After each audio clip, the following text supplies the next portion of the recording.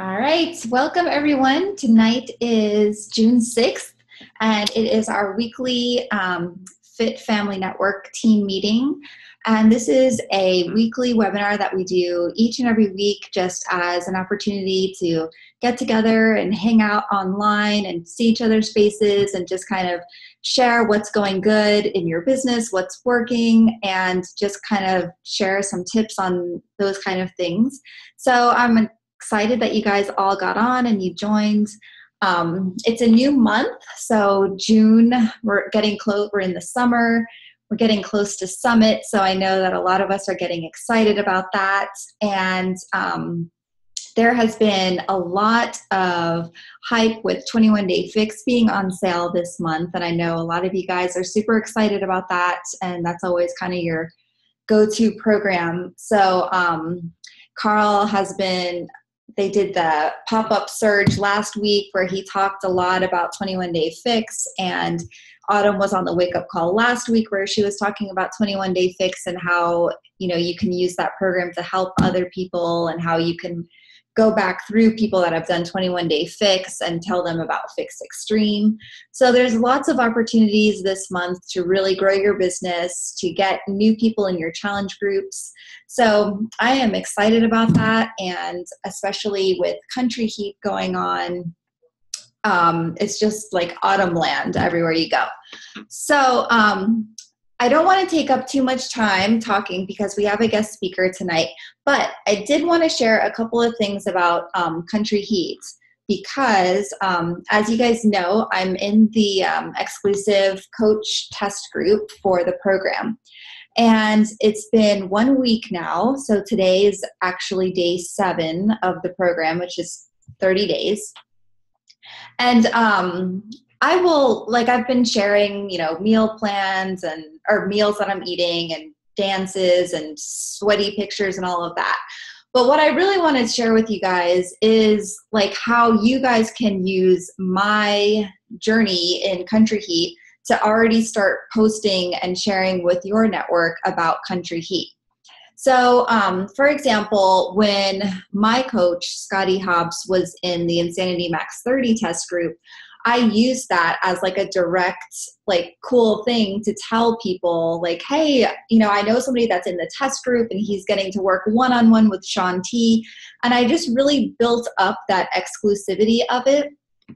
And it really just, I think, gave me that advantage of like, oh, wow, she knows somebody that was in the program. Like, to us coaches, like, we kind of know how things work and we know about the program launches and all of that. But like, to people that are in your network that don't really know about Beachbody, like, to them, like, a test group is like a really big deal. Well, and it is a really big deal. And so being able to say like, oh my gosh, you know, there's a person in our team that's in the test group. She's working one-on-one with Autumn.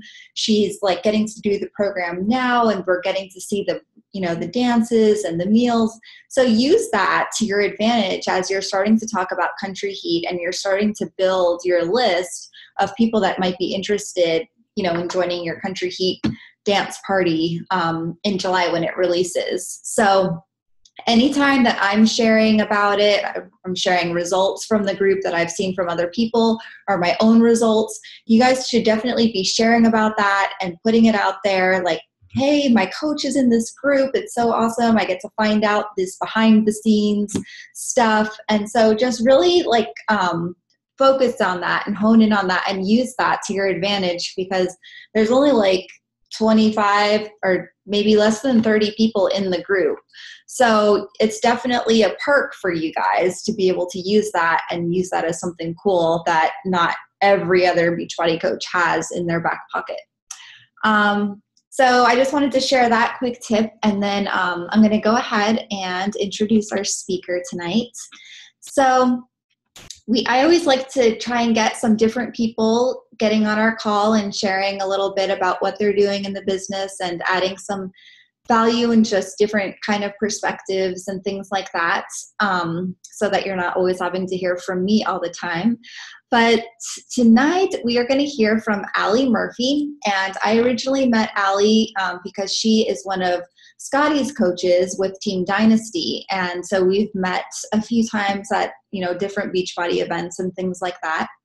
But Allie has been a coach for about 2 years, and she is a Diamond coach and a Success Club 5 All-Star. She's a teacher, and I know that one of her big scary goals that she's working on is being able to not have to go back next year, I guess. So she is, let's see, she has 3 girls, and she has lost 75 pounds after baby number 2 with Beachbody. And that's baby number 3 right there in her lap. So she's probably in her journey right now with that transformation. So anyways, I'm going to pass it over to Allie, and let me take you off, or let me make you a host.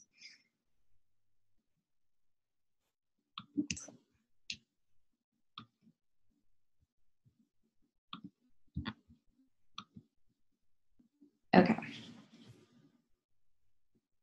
All right. Hey guys, thanks for having me. Thanks, Jen. Yeah, we've met a couple times. I know at Summit, and then a few other times. I don't know where, but I'm excited to be here. I love being a coach, and I'm kind of like, I joke like I'm this like crunchy mom, like obviously like the ring sling and the whole thing. So I'm super into just health in general and just being our best self. So obviously after baby number 3, you're so sleep deprived. So I've kind of always, like a little background, like been a little bit like interested in sleep and how it affects our health. So it kind of like just led me into this after having the baby, of just like how, because obviously I'm not going to get more sleep, like, right? Like there's no way you're going to get more sleep with a baby. Like they're going to wake up 3 times a night, whether you want them to or not. So I had always been interested in sleep and how like it impacts education and learning. So I'd always joked with my husband, like I already have a master's and I have a bunch of different credentials, but like if I ever did my doctorate, it would probably, my dissertation would have to be something along the lines of like sleep and education and how it affects children's learning, like how their sleep affects their learning or lack thereof in this day and age. So it was always interesting to me. And after this baby, it became more interesting to me. So let me share my screen. And I'm just going to give you kind of simple things you can kind of just tweak just a little bit in order to get better quality sleep. Not necessarily more. I mean, maybe you need to get more. But maybe you just need to get better sleep. Like maybe you're hitting the pillow for like 7.5 hours a night, but you're waking up and you're just like dragging and you're like, where's my coffee? Then you might be needing some better quality sleep. Maybe not more, just better quality. So let me share my screen. This is always the awkward part. Okay. Okay, so I just broke it down to 5 essentials. I'm going to go and walk through it. And first I wanted to start off, it's like not a slideshow, it's a PDF, so I have to scroll, sorry. So why does sleep matter? So getting better quality sleep is going to help you be more productive, be more creative, work faster, make better decisions, and to lose that body fat and keep it off. And when you're sleep deprived, you actually crave more carbs and more glycogen. So it's actually harder to stick to your meal plans when you're sleep deprived, because your body is like craving all that junk that you shouldn't have, but it's like almost impossible not to have it because your brain needs that glycogen. So it's just screaming messages to your body, like eat carbs. And it's never the good ones either, right? Like, have you ever noticed like potato chips taste amazing at like 10 o'clock at night when you're tired, right? They always taste better at night. Like that sugary cereal, amazing at night. So they did a study. So a lot of this is, I read the book Sleep Smarter. So I'm going to give you some tidbits from that and some tidbits from another podcast I like to listen to, which is Katie Bowman. And basically I'm going to give you like the Cliff's Notes. Like there's a lot in there, but I'm going to give you like what I found like was the quick like things that I could do that could help me get better sleep like this week. You know what I mean? So there is a study that he cites in his book, and basically they sleep deprive some doctors, right? Because I mean, it's a good study to do, because a lot of doctors, they work really long shifts and then an emergency comes up and then they keep going, right? So they sleep deprive doctors for 24 hours. And after that, so they had them perform a certain task at the beginning of the 24 hours, kept them up for 24 hours. And at the end of the 24 hours, they performed the same task. It took them 14% longer to do the task, and with 20% more error. Now, if that's a surgeon, you don't want 20% more error, right? So that's just telling you, like, sometimes you think like, oh, if I just stay up and get it done, like it will, I'll work better, I'll work faster. But in reality, maybe we need to reverse it. And this kind of almost ties into that call that Christian did for you guys with that miracle morning, with just getting that better sleep for that 7.5 hours and waking up early, being refreshed and having your brain ready to go. You can do that power hour and really get it done in an hour. You know what I mean? Like, I was trying to like do my power hour after the baby, and I'm like exhausted. I have 3 kids. Like, I'm so tired, and I'm like trying to message people. Like, I mean, you know what I mean? Like, your energy is just so low that it's horrible and it's hard, and it takes you forever just to put a thought together. Like, I know you had those days where you're like, I can't even put a sentence together. It's that bad. So hack number 1, these I think are kind of the most obvious ones, is room environment. So eliminating excess light. It's funny, like when we first got married, we lived in a condo, and they were still doing construction in the neighborhood, and we just had blinds. And I didn't realize how much that extra light was affecting my sleep until we got blackout curtains. Because in condos, they always have like the sidewalk lighting, and there happened to be this really big construction light. And I never realized how terrible I was sleeping until we got blackout curtains, and I was like, oh my gosh, I feel so much better. And I think that's what's funny about sleep, is that we don't realize that we need better sleep until we get it. Does that make sense? Like, you don't realize how drained you really are until it gets better, and you wake up and you're like, oh my goodness, like, I don't think I really need a cup of coffee. Like, I'm going to drink coffee because I like it. You know what I mean? Not because I have to, because we've all been there where it's like, I cannot function without my coffee. So another hack for your room environment is to buy some houseplants. It helps with the air quality in your room. So especially, I think they said English ivy is one of the best houseplants to have in your bedroom, because it actually, English ivy helps with formaldehyde. It like actually processes it out of the air.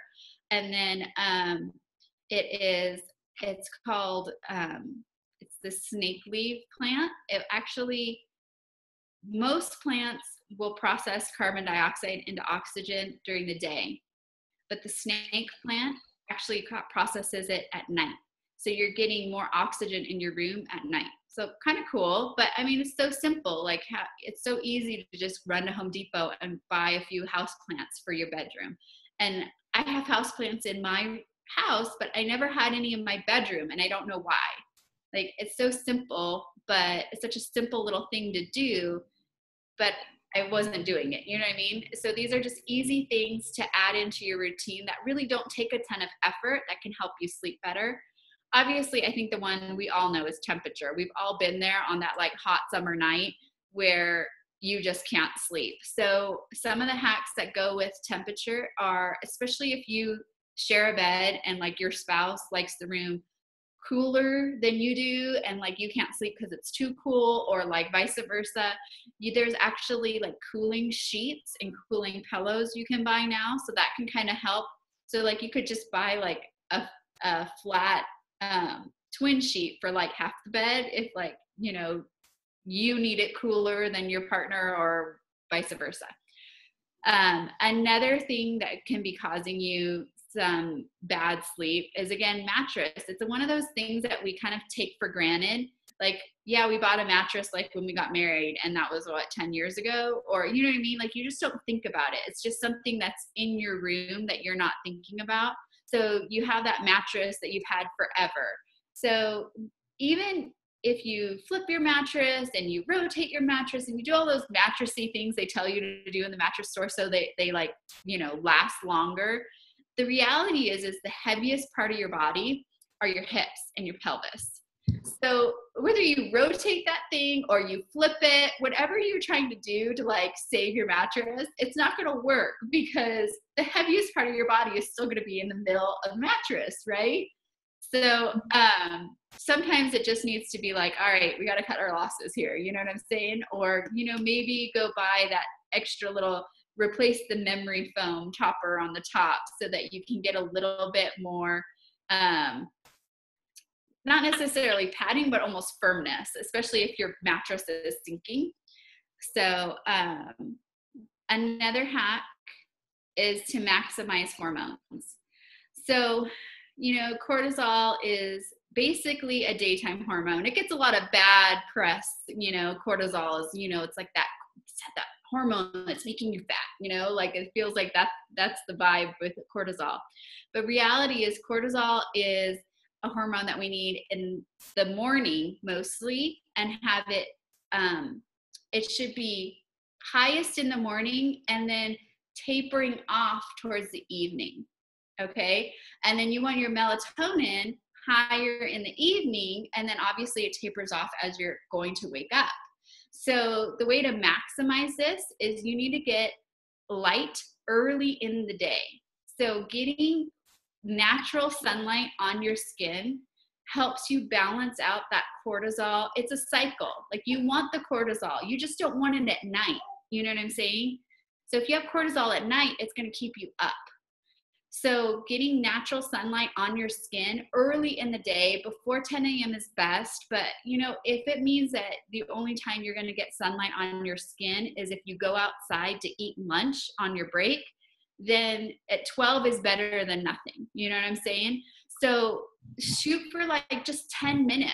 So if you have an early morning break somewhere in your day, go outside. So this is another thing that I didn't realize I was missing because I'm a kindergarten teacher. And so I'm outside in the morning with the kids at recess, and I didn't think about it. And then here I'm having trouble sleeping. And it wasn't just that I was up all the time at night with her.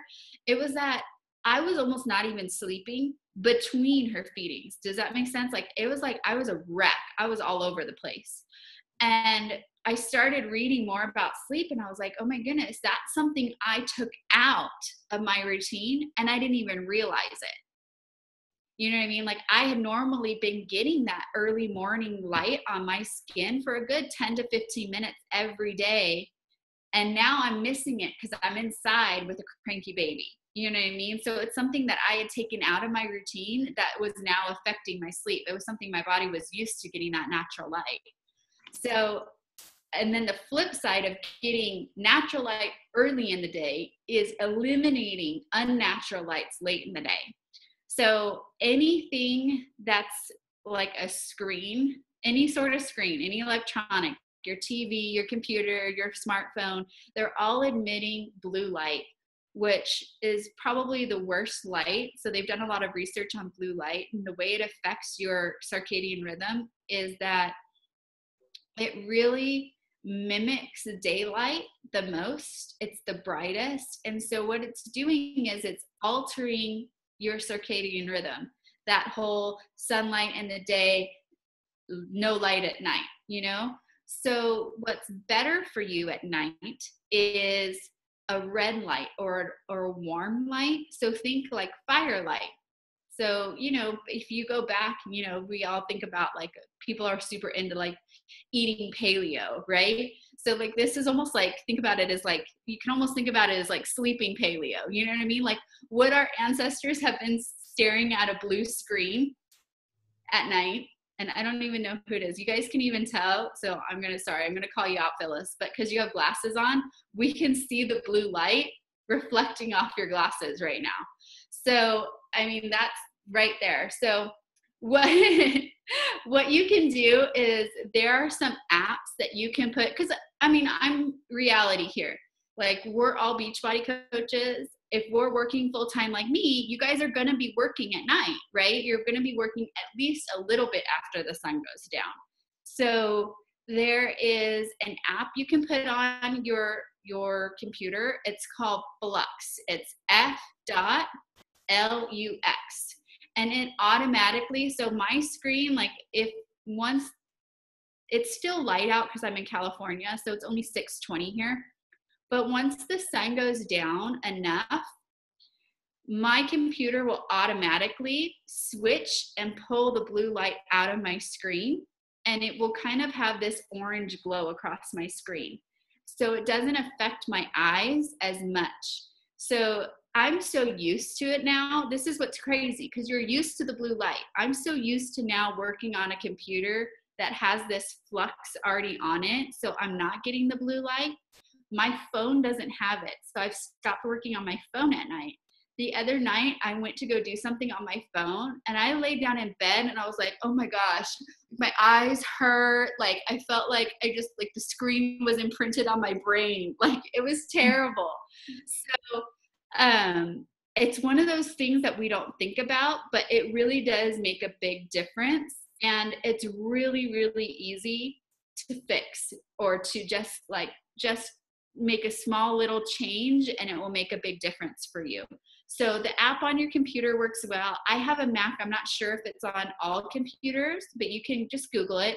The other option is like for watching TV or for working on your phone, they actually have blue blocking glasses. So it actually block the blue light, and they look like, basically, like, there's ones that look cooler, but they all do the same thing. They almost look like my dad used to do woodworking. They look like the safety glasses, but they have orange lenses in them. So you can find them on Amazon. They're not terribly expensive, but it's definitely worth it for your own health and your sleep, just to like make that. I want to say there's some that are like $10. So it's worth it. It makes a huge difference. Like I said, I've had it on my computer long enough now that working on my phone at night is like the death of me. Like, I can't do it. So obviously, trying to eliminate your screens like 90 minutes before bed is ideal, but I live in the real world. It's not going to happen, especially if I'm working full time and trying to build a business. Like, I am not going to be off my screen for that long before bed. I'd love to be, but more than likely I'm going to be working. So using those tools to help you eliminate the blue light is an awesome way to get that done. Another thing in maximizing your hormones is, it seems like, I don't know if this really fits, but I wanted to make sure I covered it. There's kind of like power hours for sleeping. So, like, she's like out. There's power hours for sleeping. So it depends on, the sun and the time of year, but in general, the hours between 10 p.m. and 2 p.m. those are like the hours you want to get in, because those are the hours where you get the most deep sleep cycles. So it makes sense to be in bed during those times. So, going to bed at 9 and waking up at 5 is probably more beneficial for you than going to bed at 11 and waking up at 8, if that makes sense. So you want to try to at least get 2 hours in that little 4-hour time frame is probably your best bet. So it's basically like, they're like BOGO. Like, they're like, those hours are worth like 2 hours. So like 1 hour in that range is worth like 2 hours of sleep as far as restfulness. And that's what we're talking about, is just getting that quality of sleep, so that you can do more with the 7 hours or 7.5 hours that you're getting. So, all right, hack 3, get grounded. This is where I get, like, some days I joke with my husband. We live in California, and I'm like, dude, one of these days they're gonna like deport me to Oregon. Like, I'm just like a cloth diaper, I got the rig slings, like, they're like just gonna be like, that's it, Allie, you've crossed the line. We're gonna send you to Oregon. So get grounded. Have you, like, again, I live in California, but have you ever noticed, like, I don't know how many of you guys, like, if you ever been to the beach or frequent the beach, when you walk in that sand, there's just like a feeling. Like you walk into the sand and you're like, ah, like, right? Like, it's like all of a sudden this like calm washes over you. You feel like you're thinking clearly. There's like science to this. And it's funny because it's all these things that when you read it and you're reading the science behind it, you're like, oh yeah, that like makes sense. I don't know why. I don't know. So grounding, if you think about it, when was the last time? Some of you guys are like real into being barefoot, and other of you guys maybe not so much. So we walk around a lot of times in our adult life with shoes on, and our shoes mostly have rubber soles. So our bodies conduct electricity. You know, we all know that because like you've all been on those dry days where you like shuffle your feet across the carpet and you shock somebody, right? Mm-hmm. So you can hold a charge. Well, basically getting grounded is picking up negative ions off the ground. They're just free. They're just out there. And that's why you get that feeling of like, you get negative ions in the shower, the water washing over you. And I never knew why. I'm like a crazy person. Like, I know you're not supposed to like wash your hair every day because whatever and all that stuff. But like, I don't know what it was, but for years I'm like, I can't do it. I have to take a shower every morning. I'm not me if I don't have a shower every morning. It wasn't that my hair was greasy or like it was like the water running over my head had to happen or I was going to have a bad day. Like, I'm not kidding you. Like, and I always just assumed it was because I grew up as a swimmer and like it's something to do with the water, but it's really that grounding of the water grounds you as it comes over you. So I know it sounds silly, but it's one of those things where it's like, it's a little thing and we're in such like a highly technological electronic world that just putting your feet on the ground for 10 minutes in the grass, like a natural surface. Concrete doesn't count. So on the grass, in sand. So maybe tying it in, if you're on a break, walk outside, get some natural light on your skin, put your feet on the ground, and you'll be amazed at what a difference it makes. Like, I don't know, maybe it was just because I was so sleep deprived. I was like, okay, that sounds totally weird, totally silly. But you know what? I've got nothing to lose. I can put my feet on the ground for 10 minutes, you know? So this one is totally weird too. I'm sorry. Eliminating your Wi-Fi signal at night. And again, it's like, I feel like you guys have watched You Better Call Saul. I don't know. There's a character that he has like, he's in the house. I'm like, all right, get your tin hats on. Like, I'm gonna get weird on you. So eliminating your Wi-Fi signal at night. Again, like this one just sounded silly to me and there's tons of science behind it and all this different stuff. But realistically, you're not using it. So just stick it on a timer and let it turn off at night and turn back on in the morning. And I was amazed how much better I slept. I just felt like it's like a deeper sleep. It's totally crazy to me, but it's so simple. Like I said, like just put your Wi-Fi on a electric timer so it automatically turns off at a certain time at night.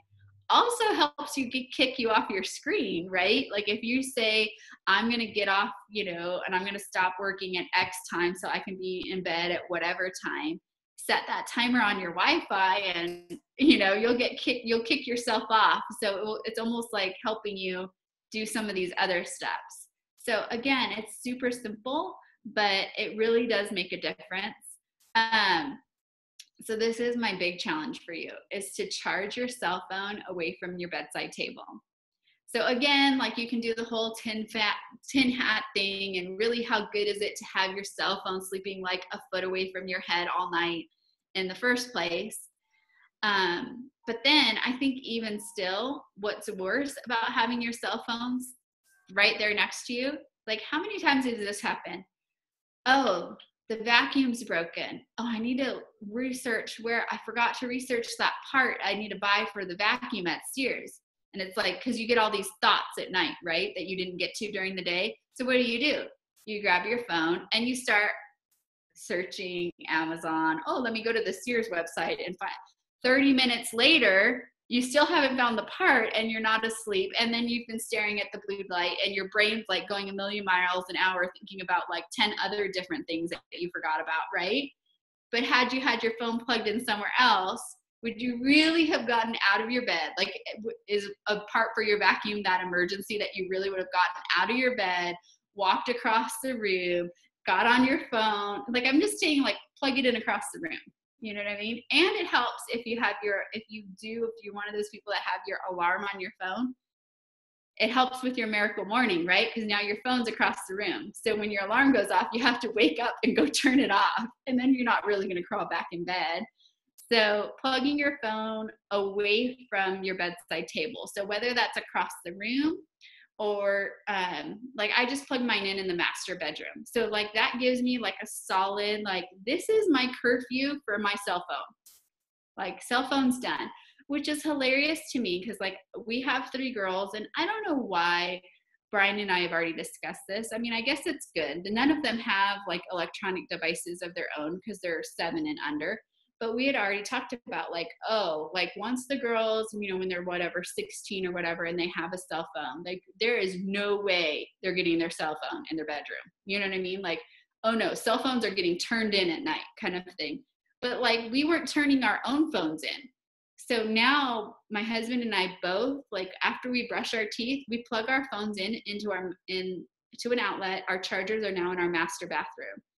And I have to say, it's like a game changer because it's crazy. Like it's almost freeing to be away from it, to not have it like a foot away from you.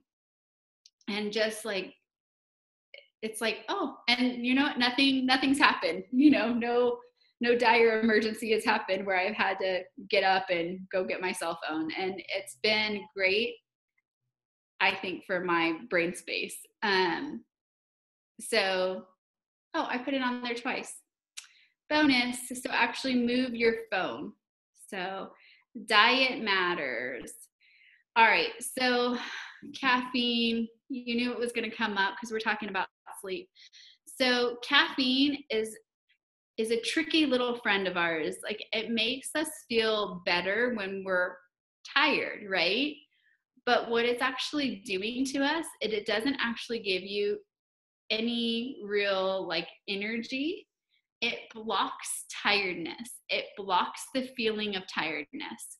So caffeine has, its half-life is about 8 hours. It depends on how much you have and the strength of the caffeine. Like, so obviously a different cup of coffee is different.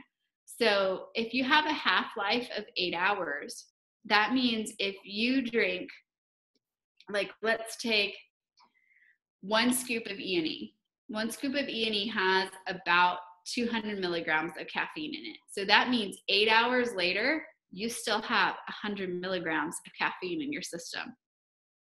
Okay, another 8 hours, you're only down to 50. Okay, so if you're drinking a cup of coffee at 3 p.m. or 4 p.m., it's time to go to bed and you still have a lot of caffeine in your system. And what's crazy about caffeine is they did a study of people like specifically studying caffeine and having them keep sleep journals. And they actually did like the brain mapping while they were sleeping so they could see like the sleep study while they were sleeping. So the people who drank caffeine late in the day, in their journal, they didn't say they had a bad night's sleep. They rated their sleep as fairly good. But because they were doing the sleep study on them, their sleep wasn't good. So they were actually tired. Like their REM sleep and their cycles were all off because of the caffeine. But they didn't feel like it. How crazy is that? So then what happens is because you didn't really get good sleep, what do you do the next day? Well, you drink more caffeine. And so you see how that cycle can be perpetuating, and the fact that like every time you drink that caffeine, basically what happens is then you don't get good sleep, you feel less rested, even if you don't recognize you feel less rested. So in the study, it took them about 3 days to realize they actually felt less rested, even though the sleep study, the actual data showed that their sleep was off like the initial first night that they had that late cup of coffee. So it took them 3 days to realize it. But what happens is every time you're tired, you go, oh, I need more coffee. And then that coffee then makes you sleep worse. And then, so it just keeps going over and over again. That said, I do use a pre-workout, but I usually take it at like 6 a.m. and I don't have any other caffeine the rest of the day. So that's my compromise. It's like I have a small amount of caffeine and then early in the day, and I don't have any more the rest of the day. And I am telling you, there were days where I was just like, it's like 3 p.m. because you're used to that cup of coffee at 3 p.m. You know what I mean? Or you're just like, I was like literally telling myself, you're okay. You're going to make it. You don't need coffee. You're okay. You're going to make it. You don't need coffee. And I almost like repeat it in my mind because all I thought about was like, maybe just like green tea would be okay. You know what I'm saying? Like that's where I was at with caffeine. So, and it's funny because it kind of sneaks up on you. So alcohol does the same thing with your sleep cycles. It throws off your REM sleep. So a lot of times people will feel, I do, if you have a glass of wine, you almost feel like you sleep faster. But in reality, it's affecting your REM cycle. So you wake up in the morning and you don't really actually get that great of sleep. So one way to do that is just try to have like a glass of wine like earlier in the evening, like with dinner, and drink lots of water, obviously. So that can help. And then obviously it's like a glass of wine, not the whole bottle, right? Just duh stuff. So, and gut health makes a big difference with your sleep. So melatonin is obviously, everyone knows that's like the sleep hormone. So something they were talking about in Sleep Smarter was that the precursor to melatonin, so what you make melatonin out of is serotonin. And serotonin actually is mostly found in your digestive tract. So if your digestion is off and you have too much of whatever and the other thing, so it's like a Shakeology commercial right there for you. So make sure you have your gut health in line, and Shakeology helps with that, with the pre and probiotics in there. Another great supplement that you can use is magnesium. Most people don't get enough magnesium because it's really, really hard to absorb. So you want to have it in your diet, obviously leafy greens, raspberries. There's a lot of foods that are high in magnesium, but it's also hard to absorb. And oral supplements aren't the best because they put too much water in your digestive tract. So it's not so nice to your tummy. So magnesium oil is a better alternative. So this is like the one thing that I think turning off the Wi-Fi at night and magnesium oil are like game changers, I'm telling you. So I use Ease magnesium oil, and it's a spray, and you just spray it on your skin right before bed. So you want to spray it kind of over on your chest, over like your heart, because your heart uses a lot of magnesium, and on any sore muscles. It will help with that also. So like I usually tend to put it on my neck. I'm usually sore in my neck, so I'll tend to put it on my neck and on my back. It does kind of tingle a little bit if you have dry skin. That's just my experience because I have really dry hands all the time. So if your hands are like cracked, it will kind of sting a little bit. So I put it on, rub it on, and I have to wash my hands afterwards. So it doesn't sting my others, like the rest of my skin, but it's because I have really severely dry hands. So hack number 5. Okay, movement matters. So this also ties into something you can talk to your challenge groups about too.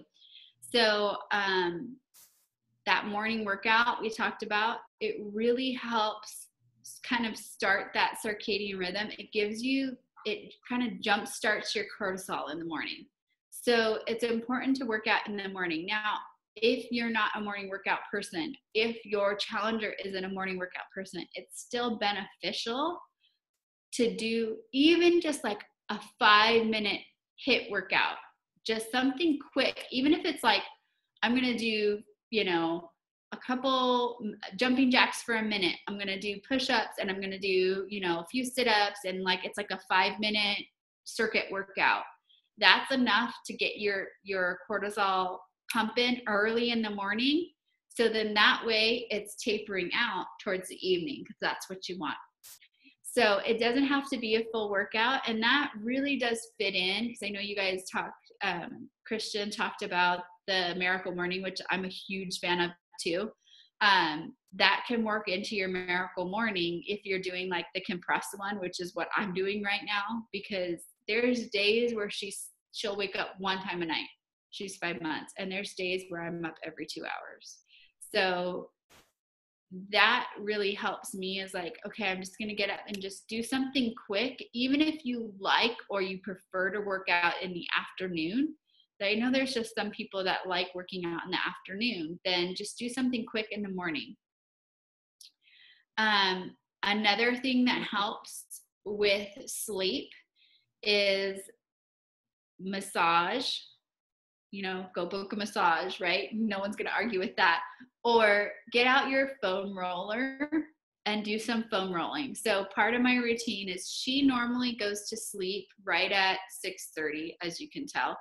So I put her down at 6:30, and what I'll do is I'll put her in her little like cradle in my room. She still sleeps in our room because she wakes up so much. I don't want to walk all over the house to get her. So I'll put her down in my room, and then she'll fuss if I leave before she falls asleep. But I'm not going to hold her, because I'm not that mom. I'm not going to like rock her to sleep. So I put her down in her cradle. She likes me to be in the room. So I'll just grab my foam roller and I'll foam roll. And so like, we did this whole, like, we have this like little dance where there's like no eye contact, but I'm in the room. So it helps her fall asleep, because I'm there, but I'm not like going to rock her to sleep, because she won't go to sleep that way either. Because you know what happens? They fall asleep in your arms and you set them down, and then they wake back up. So I put her down. I get on my foam roller. I like to do snow angels on my foam roller, because like I said, I'm always tight in my neck. Stretch. And that's a great way to kind of give yourself a massage, is using that foam roller. So that is all I have for you guys tonight for sleep. Another study that I think this was the one that first got it started was when I was doing my master's in education. I came across a study, and you guys can unmute, because I love to hear what you think it is. So there was a study done, and it was like basically, I think, a sleep survey. And it basically compared how much sleep A student kids got and how much sleep C student kids were getting. So, how many hours of sleep, basically. And what was crazy, the amount of time, so C students were getting a certain amount of time, and then there was the A students up here. And that gap, what do you think that gap was? Like an hour, 2 hours, 45 minutes? Like, what do you think it was? What's the difference between the C student and the A student? Any guesses? Because it was shocking to me. I was thinking something shorter, like 30 minutes. It was 30 minutes. And this was like in, I want to say it was elementary age kids. So it was 30 minutes difference between the kids that were getting a C average and the kids that were getting an A average. Just 30 minutes. And it's like, that always blew my mind. And I think that's what maybe sparked this interest in sleep all those many years ago, because it really did. Like, when I had my own girls, I have absolutely outlawed nightlights in their rooms, because it doesn't help them sleep better. So for a while, they had a salt lamp, because they were fearful of being in all darkness. and I've slowly phased that out. But I think after, it was just recently that I was like, that's it, you're done, no more lights in this room. Because they slept in total darkness. I want to say my oldest slept in complete darkness, other than like the light on the baby monitor, until she was about 2.5. And then she kind of got that whole like scared of the dark thing. And so then we did the nightlight, and I never liked it. And after reading this, I was like, that's it. We're cutting off the nightlight. I'm done. So I had adjusted the nightlight for a long time. And so what they have now is they have this little rainbow light, and it automatically turns off after a few minutes. So, and I told them, if you're up, you can get out of bed and go turn it back on. I don't care. And then the other light they have in their room is a little night light, but it's motion censored. So I told them, I was like, it's okay. Like if you get up to go to the bathroom, it will, the second they get out of their bed, it turns on. But if you're sleeping, it lets your brain sleep. Like you cannot get good sleep with all these lights on. So another part of that is my second, she's about to be 4 at the end of the month. But so we have a newborn that's not sleeping through the night, and all of a sudden it felt like she was up all the time. And then during the day, she was so cranky. And we finally were like, she is not, like, there's just no way she's not getting good sleep. And that's when I was like, all right, the salt lamp's out, which if you guys have ever seen the salt lamp, it's a big piece of salt, but it's like an amber glow. And I had even taken the light it came with and put in like a lower, I don't know, brightness, wattage light. So it wasn't as bright. And even that, I was like, no, we're done. It's just too much. These girls are not sleeping. They're not sleeping well. And you know, what's funny is they haven't really pushed back on it very much, because I explained it to them. I'm like, it's better for your brain. You need to sleep. Your little brains are learning all day long, and they need time to rest. And, you know, I just was like, we're done. No more lights. You're fine. You're safe in this house, and you have a light that turns on when you wake up. So, that's all I had prepared for you. We're almost at an hour. If anyone has any questions, I'd be happy to answer whatever you want. Allie, I think there was two chat questions. One of them was on the power hours, sleep hours that you put. Yeah. Was it supposed to be 10 p.m. to 2 a.m.? Yeah. Okay. So you just want to get some of those hours in. So you obviously want to sleep longer than that, but you want those hours within whatever range you're sleeping, if that makes sense. And then the other question was if you can repeat the brand name of that magnesium oil that you talked about. EASE, magnesium oil, and it's on Amazon. So, and they have different scents. I really like the vanilla scent, is really nice. So in the book that you read, like, did they give a number on what the actual best amount of sleep is? Like, I know there's so many different things. Like, we grow up thinking it's 8, and then I hear like so many different things all the time. He didn't give like a set number either, because he wanted you to focus on like the quality of sleep. So one way to know your quality of sleep is how do you feel when you wake up? So like if you wake up and you're like, oh, you know what I mean? Like, I want to go back.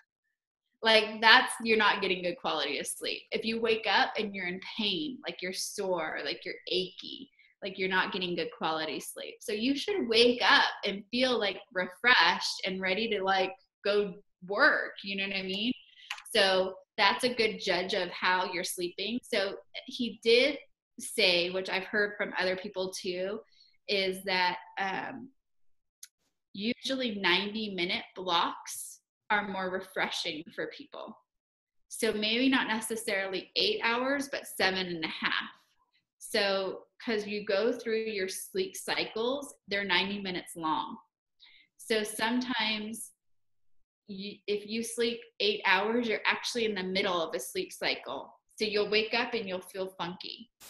So there's an alarm clock that we have that we actually got a long time before this. And it actually gradually gets brighter as it gets closer to the time you set it. So you kind of naturally wake up as opposed to like, you know what I mean? So forget what the name of the clock is. Brian bought it. So it actually looks like a little sunrise in your room. That's cool. It's kind of cool. And I'll notice it. I get irritated with it when when it starts to turn on and I'm up feeding her. I'm like, really? I'm going to go back now because you're already on. So, yeah, so it starts off softer light and then it gradually gets brighter. And I want to say I even heard Shalene Johnson mention there might be apps that do the same thing where they start soft and they get louder. So it kind of nudges you to wake up as opposed to like this hard, you know what I mean? But I like the one, the light, it's really nice. Yeah. So. Awesome. Well, if anyone has any other questions, post it in the chat box, but we are getting to the end of our time, but I just wanted to thank Allie so much for being on our call. It was awesome. So many interesting things. And I think that we can all really use that to help ourselves and our families and our challengers and everything. And it's just kind of a different perspective to put into health. Like that's one thing I think probably a lot of us leave out. So thank you for taking time to be with us tonight. Things that are missing. Like we don't think about it. We kind of just discount it until we're not getting good sleep. You know what I mean? Yes. So, sure. So the book that I read that I really recommend that goes into way more depth is Sleep Smarter by Sean Stevenson. Very cool. Oh, and what was the podcast that you mentioned? Podcast is it's Katie. You can search Katie Bowman and it will come up. It's I think it's called Movement Matters. She's really into like natural movements and walking, and she's a biomechanist. So barefoot, all that sort of stuff. Interesting. Very interesting. Yeah. Well, cool. I am going to be the first to say I will take the move your phone away from your bedside table challenge. Who else is going to take the challenge? Anyone? I'll do it. Yeah. It's total game changer. And it's funny, I moved it when she was born because she was next to my table, next to me. And for some reason, like the cell phone being next to my head never bothered me. But then I put a baby there. I'm like, oh, I should move my phone. I should have plugged it in next to my baby's head. Yeah. Right? You're like, I wasn't concerned about my head, but then I put a baby next to me and I was like, oh, I need to move the phone. Yeah. So, all right. Great call, girls. Thank you so much for having me. For sure. I will upload this to YouTube and send you the link too, so you can share it with your team as well. Awesome. Oh, Thanks so much. Are you on Facebook Live with your team page right now? I am. I'm right here too. Oh, okay. So hi, Allie's team. Hey, Allie's team. Look, there's Jen's team. Say hello. That's so weird. All right. Bye, All right, guys. Have a good night. Yeah. Bye, guys.